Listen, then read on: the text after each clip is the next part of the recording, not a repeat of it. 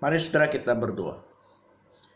Bapa yang baik, di dalam Yesus Tuhan kami, tolong kami semua, agar kami dapat merasakan, mengalami, dan percaya melalui sapaan firman-Mu, agar hati dan hidup kami selalu tertuju kepada Tuhan, percaya bahwa Tuhan bersama dengan kami.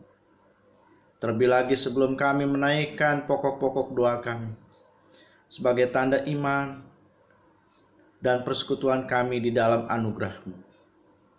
Tolong kami ya Bapa, agar Roh-Mu menolong dan melayakkan kami.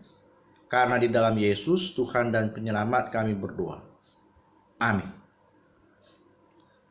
Saudara yang dikasihi Tuhan, saya akan memperdengarkan Injil Tuhan melalui kesaksian penginjil Matius pasal 27 ayat 32.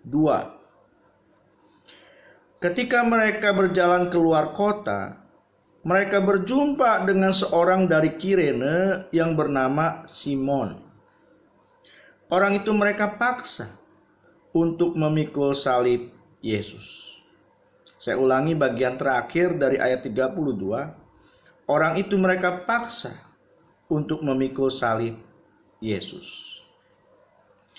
Saudara yang dikasihi Tuhan, di dalam kehidupan kita memiliki sejumlah cita-cita, sejumlah harapan, sejumlah rancangan dan rencana.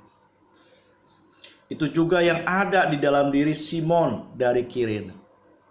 Seorang yang dikenal sebagai orang yang berasal dari Afrika, yang siang itu ada di Yerusalem, yang siang itu hadir menyaksikan dengan perasaan heran apa yang terjadi di situ. Hingga akhirnya ketika Simon mendekat dan berada di kerumunan orang banyak itu, secara tiba-tiba Simon dari Kirene dipaksa untuk memikul salib Yesus. Kata dipaksa, kata paksa yang ada di dalam Injil Matius pasal 27 ayat 32 merupakan sebuah realitas kenyataan hidup kita, bahwa bukan hanya Simon yang pernah dipaksa, terpaksa untuk memikul salib. Saudara dan saya ada saatnya pernah juga merasa dan mengalami dipaksa memikul salib. Apa artinya disebut dipaksa? Ketika Matius bersaksi, orang itu mereka paksa untuk memikul salib Yesus. Orang itu siapa? Simon. Siapa yang maksa? Mereka. Mereka yang sedang ada di dalam arak-arakan, mereka yang sedang bersama-sama dengan orang banyak melihat dan melecehkan Yesus. Mereka paksa Simon pikul salib Yesus. Tidak jelas alasannya kenapa mereka pilih Simon dari Kirene. Apakah dia seorang Afrika yang kemungkinan seorang budak yang sedang berniat untuk bekerja? Kita nggak tahu. Tetapi penginjil Matius mengatakan orang itu mereka paksa. Simon dipaksa memikul salib. Akhirnya mau?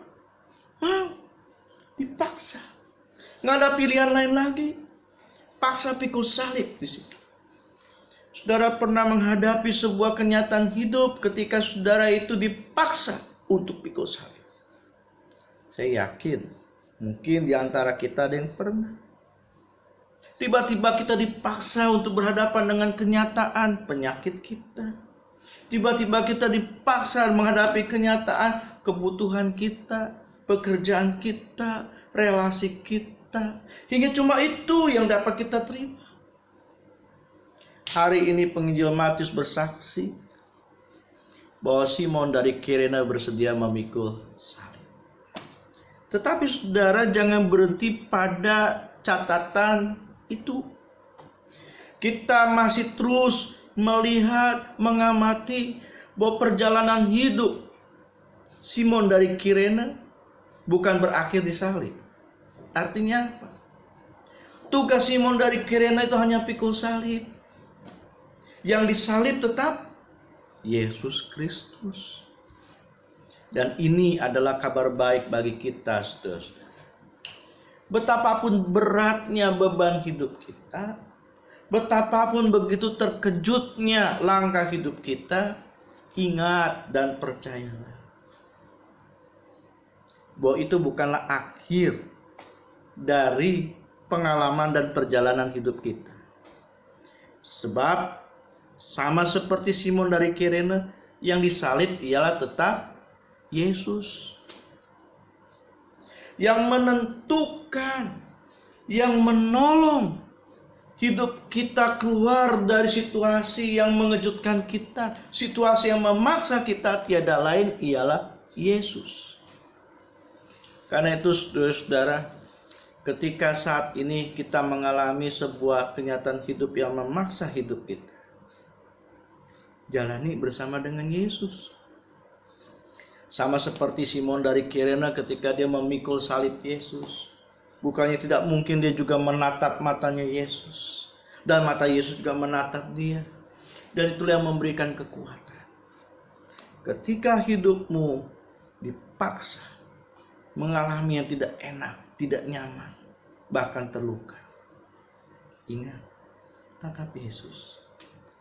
Ingat, Yesus tidak pernah meninggalkan kita. Dan ingat, beban itu tidak akan pernah selama-lamanya. Sama seperti Simon dari Kirene. Karena yang pada akhirnya disalib tetap Yesus. Tugas dia hanya pikul salib. Yang disalib, mati di kayu salib, hanya Yesus. Untuk itulah saudara-saudara, mari kita menyatukan hati kita untuk berdoa, memohon dan percaya. Ketika ada beban yang memaksa hidup kita, kita mohon, Tuhan, layakan dan mampukan aku untuk tetap menatap-Mu, untuk tetap percaya. Dengan percaya, dengan mengalami kehadiran Tuhan, niscaya yang menjadi beban yang menekan kita, sedikit demi sedikit akan terasa lebih ringan. Bahkan bukan tidak mungkin, beban itu pun bisa selesai. Mari kita berdoa. Terangi kami dengan firman-Mu untuk selalu percaya bahwa Tuhan mengasihi kami. Terangi iman kami, supaya kami pun dapat mengalami cinta kasih dan anugerah-Mu. Karena di dalam nama Yesus, Tuhan dan Penyelamat kami berdoa. Amin.